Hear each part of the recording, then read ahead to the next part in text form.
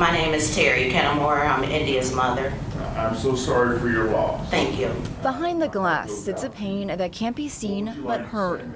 For Terry Kinamore, that heartbreak dates back to March 2023. I got the phone call from my grandson to say my mommy has been shot. 26-year-old India Kinamore was pregnant. Scheduled to be induced the same morning as the murder. It would take almost 2.5 years for charges to come. 3 men, 20-year-old Robert Irving, 30-year-old Kayvon Warren, and 22-year-old Lamar Morris Suggs.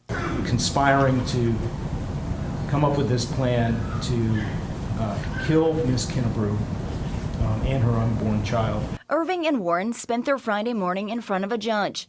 Inside this courtroom, we learned the fatal family ties. Mr. Warren was involved in a relationship with the victim. The victim was pregnant, and that at some point the evidence that has been uncovered was that he wanted her to terminate that pregnancy. By the way, they don't say he's a shooter. They claim that there's a conspiracy. They claim that Lamar Suggs is a shooter. Give him a high line. But this fierce mom had words for Warren. I don't think he should see the light of day until this case is solved. That's what I would ask of this court. Hey guys, let's do a pregnancy bump update. So I am now, get this fucking baby out of me, weeks along. The baby is the size of a fucking whale and what sounds like at least 5 painful stitches. My main symptom is bitch. On India Kinamore, a 26-year-old mother who was just hours away from giving birth to her second child. March 4th, 2023 had already been set. Her hospital bag was packed and placed by the door. Everything inside it checked more than once, not because anything was missing, but because she was ready. Ready to meet her son. Inside her home, everything reflected that. Baby clothes folded, bottles prepared, a space already set for him. The kind of preparation that comes from someone who had been thinking about this moment for months. She wasn't starting over. She was adding to the life she had already built. A life that already included her 6-year-old son, who was asleep in the same home that morning, unaware that anything was about to change. India had been in a relationship for about 2 years with the father of her unborn child. From the outside, it looked like something that was moving forward. But in the weeks leading up to that day, things had shifted. There was pressure, tension that didn't fully show on the surface, a pregnancy that didn't mean the same thing to both of them. She chose to keep the baby, and while she was preparing for the moment she would finally hold her son, something else had already been decided. India Kinamore was 26 years old. What would lead the father of her unborn child to be connected to what happened to her just hours before she was supposed to give birth? Welcome to Family Crimes TV. I bring you gripping true crime stories every day centered around family, relationships, and the moments where everything changes. If you're drawn to real cases, dark realities, and the psychology behind crimes within families, subscribe now and like this video as you step deeper into the story with me. Cincinnati, Ohio. A city where neighborhoods sit close together, where routines build quietly over time, and where mornings usually begin without interruption. On Hidden Meadows Drive in Colerain Township, it was the kind of place where nothing about the outside suggested anything out of the ordinary.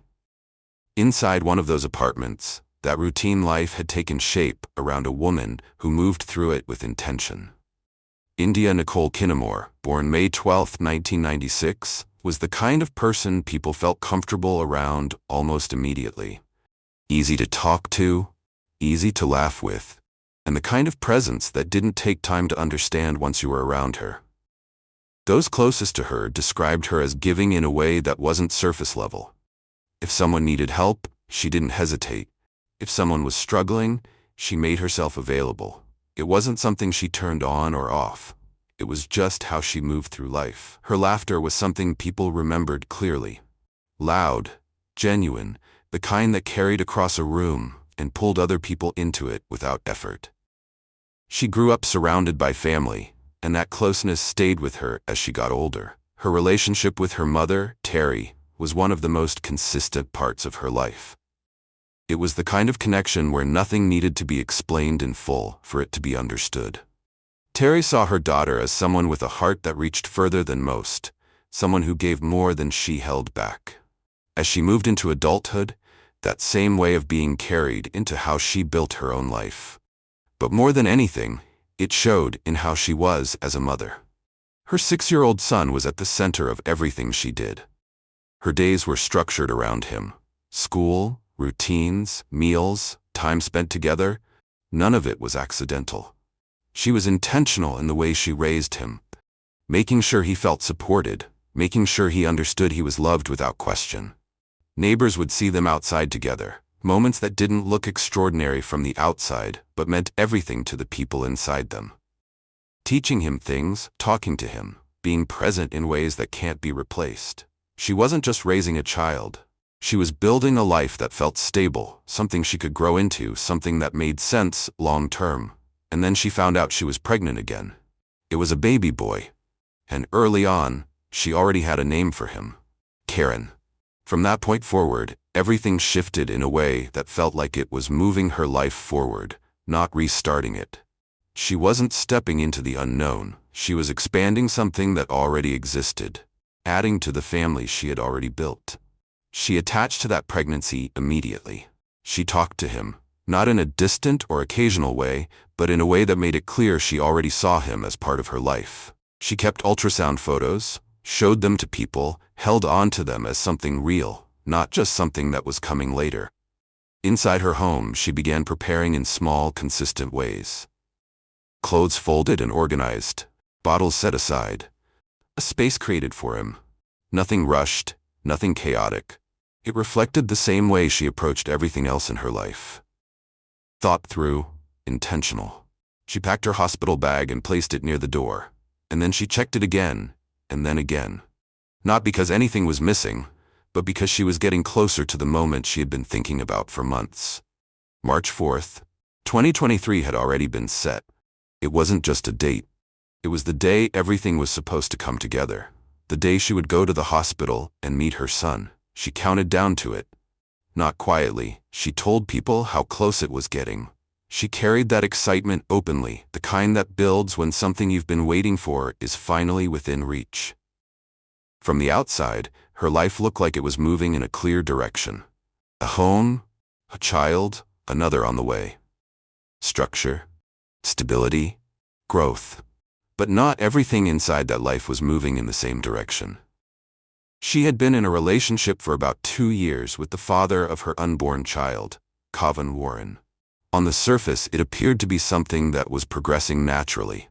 A relationship that had led to a pregnancy, something that might have looked like the beginning of a long-term future together. But what existed beneath that surface was more complicated.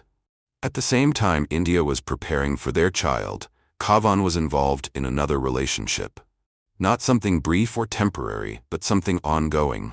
2 separate parts of his life moving at the same time, held together by decisions he wasn't fully confronting. There were also financial issues building in the background. Debt that had been accumulating. Foreclosure proceedings connected to his home. The kind of pressure that doesn't stay contained, the kind that begins to affect decisions, reactions, and behavior over time. The pregnancy became part of that pressure. Instead of moving toward it the way India was, he moved against it. He began pushing her to terminate the pregnancy, not as a passing conversation, but repeatedly. His reasoning centered around timing, finances, and what he believed he could handle. But for India, that decision had already been made. She refused. She continued preparing, continued planning, continued moving toward the day she would meet her son. For her, the pregnancy wasn't something uncertain. It was something real, something already part of her life. That difference between them didn't stay contained. It began to show in the way the relationship shifted. He became distant. Not in a way that could be easily explained or dismissed, but in a way that felt different from normal disagreements. There was a change in tone, in presence, in how he engaged with her. Something underneath that wasn't being said directly but could still be felt. India started noticing it. She shared that unease with people close to her, not in specific terms, not pointing to a single moment or a single incident, but in the way people do when something doesn't feel right but hasn't fully revealed itself yet. There was a sentence she repeated more than once. I just want everything to be okay when the baby comes. It wasn't dramatic, it wasn't loud, but it carried the weight of someone trying to hold things together while sensing that something was shifting underneath them. Even with that, she didn't stop moving forward. But while she was doing that, something else had already started taking shape. Kevon wasn't moving toward a resolution inside the relationship. He wasn't stepping back, and he wasn't aligning with her decision. Instead, he moved in a different direction entirely. He brought other people into it. Instead of stepping away from the situation, Kevon began putting together a plan to have India killed. To carry it out, he brought two other people into it. Robert Irvin, 20 years old, and Lamar Morris Suggs, 22 years old, became involved as that plan started taking shape. The conversations between them focused on how it would be done. They discussed roles, timing, and how to carry it out inside her apartment. The approach was to force entry and make it look like a burglary so it wouldn't immediately point back to anyone connected to her. One detail stood out above everything else. Before anything happened, Kevon requested bereavement leave from work. Time off to grieve a death that had not yet occurred. That request was made while India was still alive. While she was still at home preparing for the day she believed would be one of the most important moments of her life. By the time March 3rd came to an end, everything had already been set in motion. That night, India went to bed inside her apartment on Hidden Meadows Drive. There was nothing outwardly different about it. The same home she had been living in, the same space she had been preparing for her son. Her hospital bag still near the door. She was calm, focused on what was coming next. Hours away from going to the hospital, hours away from meeting Colerain, her 6-year-old son was there, asleep in the same home, following the same routine he had always known. Nothing around him suggesting that anything was about to change. Outside, the early morning hours began to settle in, that specific kind of quiet that comes before the day starts. Around 5 a.m., when most people are still asleep, when everything feels still. But at that same time, the plan that had been built over days was no longer just something discussed. It was about to move into action. In the early hours of March 4th, inside India's apartment on Hidden Meadows Drive, Lamar Morris Suggs entered the home after the door was forced open. He moved through the apartment with purpose, going directly into a space he had already planned for. India was inside. Gunshots were fired. She was struck inside her own home, just hours before she was supposed to leave for the hospital. The moment she had been preparing for never came. Her unborn son, Colerain, died with her, never getting the chance to be born. It happened quickly, and once it was over, they didn't leave in panic. They followed the plan. The apartment was then staged to look like a burglary. Drawers were pulled open, items were moved around. The space was deliberately disturbed to create the appearance that someone had broken in looking for something. But nothing of value was taken. What was left behind was a scene that looked like a break-in on the surface, but didn't hold up once it was examined closely. Nothing of value was taken.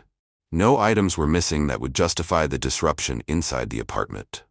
The appearance of a burglary was there, but the substance of one wasn't. It looked like something had happened, but it didn't explain why. They left the apartment believing that version of the story would hold. Inside the same space, hours later, a different reality would begin to unfold. India's 6-year-old son woke up that morning the way he always had. Moving through the apartment, expecting to find his mother, expecting the same routine he had known every day before that. Instead, he found her on the floor. At that age, there are things you don't fully understand, but there are also things you recognize immediately. Something was wrong. He picked up the phone and called his grandmother, Terry. "My mommy has been shot." Those were the words that came out of that call. Words no child should ever have to say. Words that would stay with his grandmother long after that moment ended. Police responded to the apartment on Hidden Meadows Drive. When they arrived, they were met with a scene that appeared to suggest one thing and hinted at another. The layout, the open drawers, the forced entry, all pointed toward a burglary. But the absence of anything taken, the lack of a clear motive tied to theft, created questions almost immediately. Even so, the early direction of the investigation followed what was in front of them. The burglary angle was pursued. Investigators began interviewing people in the area. They canvassed the neighborhood. They checked pawn shops for items that might have been taken and resold. They looked into known burglary patterns in the surrounding area. They followed the path that the staged scene had designed to send them down. But that path didn't produce anything. No stolen items surfaced, no clear suspects connected to a break-in, no evidence that supported the idea of a random act. The more they looked into it, the less that explanation held. Meanwhile, after everything that had taken place, India and her unborn son were laid to rest at Spring Grove Cemetery. Both of them buried together. The life she had built and the life she was about to bring into the world, placed side by side. Her mother continued to visit, continued to speak to her, continued to return to the same place where everything had been finalized in a way that couldn't be changed. The break in the case didn't come from a witness. It didn't come from someone stepping forward with new information. It came from data. Investigators began pulling phone records, location data, communication logs, the kind of digital footprint that follows people whether they realize it or not. What they found began to shift everything. Phones connected to Colerain Warren, Robert Irvin, and Lamar Morris Suggs showed patterns of communication leading up to March 4th. Not occasional contact, but consistent interaction. Calls and messages that created a record of coordination. Location data placed those same phones in the area of Hidden Meadows Drive during the early morning hours when the shooting occurred. Movement that matched the timeline. Presence that couldn't be explained away as coincidence. Then came the messages. Even those that had been deleted were recovered. Conversations that outlined what had been discussed, how it had been planned, and how it was supposed to unfold. The roles each person would play. The timing. The approach. What had been staged to look random began to take shape as something structured. And then there was one detail that stood above everything else. Documentation from Colerain Warren's workplace showed that he had requested bereavement leave before March 4th. Before the shooting. Before India had been killed. The request was time-stamped. It showed that time off had been arranged in advance, not in response to what happened, but in anticipation of it. That single piece of evidence shifted the entire case. It moved it out of the possibility of coincidence or reaction and placed it firmly into intent. From that point forward, the direction of the investigation changed. What had started as a possible burglary became a homicide investigation focused on people already connected to India's life. But even with that shift, the process didn't move quickly. Days turned into weeks, weeks into months. The case continued to build piece by piece. Evidence was collected, reviewed, verified. Every part of it needed to hold. Every connection needed to be clear. That process lasted 873 days. 873 days of India's family waiting. 873 days of her mother attending court hearings, listening to updates that moved slowly, sometimes feeling like nothing was happening at all. 873 days of knowing something had been taken and waiting for the moment when the people responsible would be held accountable for it. During that time, her mother continued showing up, continued sitting through each step of the process, continued holding on to the belief that it would eventually lead somewhere. And then in August 2025, it did. On August 21st, a coordinated operation was carried out across Hamilton County. Robert Irvin was taken into custody at his residence. There was no chase, no attempt to run, just the moment when the investigation reached him. Colerain Warren was also taken into custody. The same person who had been part of India's life, the father of her unborn child, now standing in front of investigators as part of the case that had been built over nearly 3 years. Lamar Morris Suggs was already in custody on unrelated weapons charges at the time. When he was informed of the new charges, it connected him directly to what had happened inside that apartment on March 4th. Well, India Kinamore's mother spoke to us from here at Spring Grove Cemetery, where her daughter and unborn grandchild are both buried. Terry Kinamore says she always knew justice would come, but wasn't sure how long it would take. I never gave up. There was a lot of people that just thought that this case would never be solved. And I have faith in God. I know that God can do anything. A grieving mother sits next to her daughter and unborn grandson's grave. In the beginning, Terry Kinamore says it was hard for her to visit. Now she says it feels a little bit lighter. Now, I'm able to come back and tell her that the people that did this to her, they have been caught and justice will be served. Colerain Township Police announced last week 3 people have been charged with the murder of India Kinamore and her unborn child, Robert Irvin, Lamar Morris Suggs, and Kayvon Warren. I just don't know why someone would want to do something like that. Not to just one person, but 2 people. Terry says Warren is the child's father. He and India had been in a relationship for a couple of years. The other 2 suspects, Terry says she had never met. I thought that Kayvon was a nice, upstanding gentleman. And he turned out to be a complete opposite, a monster. Because only a monster would do something like this. The shooting happened at an apartment complex on Hidden Meadows Drive, according to Colerain Police, but a motive is still unknown. Kinamore, Terry says, was due to deliver baby Colerain within hours of being killed. She couldn't wait to have him and to meet him and hold him, and she never got that chance. And he never got that chance to feel his mother's arms around him and to hear, "I love you." Terry says Warren's lack of concern about the status of the investigation was always a red flag. And to come and find out that you had something to do with it, that's a slap in the face.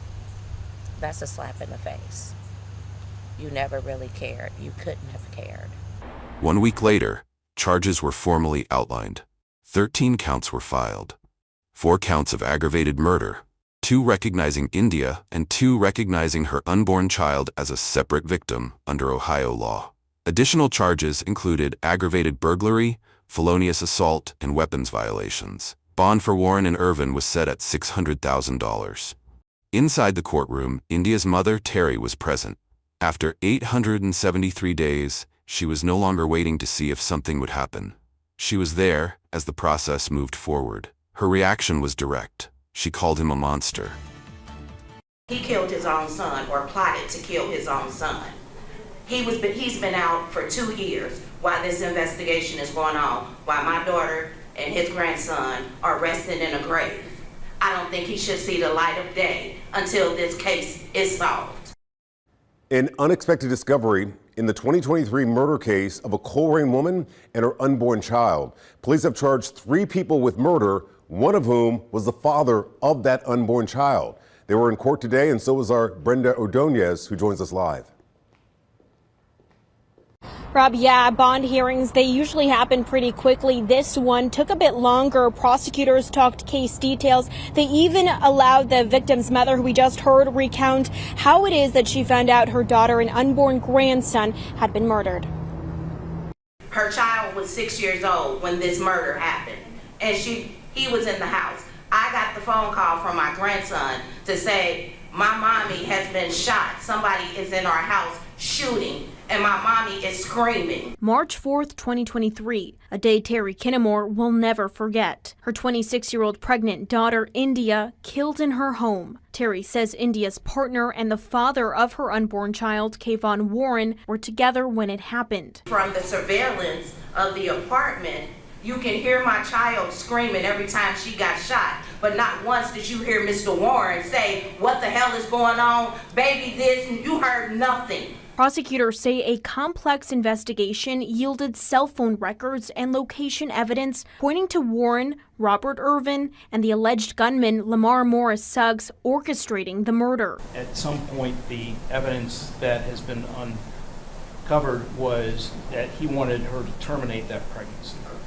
Ms. Kinamore was scheduled to be induced the same morning as the murder. It's very unfortunate that this woman was killed and that she was pregnant with his child, a child that he wanted.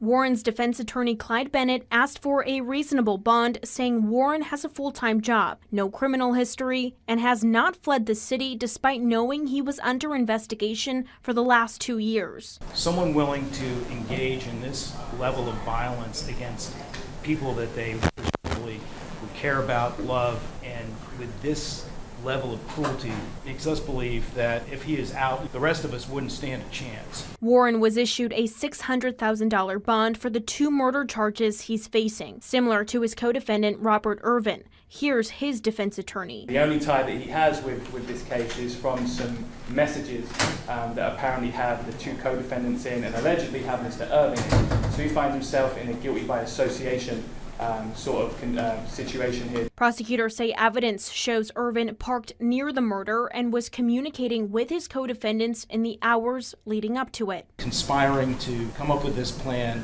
to kill Ms. Kinamore and her unborn child. She spoke from the position of someone who had lived through the time between the loss and that moment. Someone who had continued to show up, continued to wait, continued to believe that it would lead to this point. What remained after everything else was gone was the reality of what had been taken. India was hours away from giving birth, hours away from walking into a hospital and meeting her son, hours away from a moment she had spent months preparing for. She had built a life around her 6-year-old son. She had prepared for another. She had structured everything with intention, with consistency, with a clear direction forward. What happened that morning wasn't random. It wasn't a stranger. It came from someone she had allowed into her life. Someone who knew where she lived, knew her routine, knew what that day meant to her. She packed her hospital bag believing March 4th would be the best day of her life. It became the day everything was taken instead. Thank you for watching Family Crimes TV. If you've been following these gripping true crime stories with me, make sure you subscribe because I bring you powerful, thought-provoking crime videos every single day. If this case stayed with you, there's more waiting for you here. See you in the next one.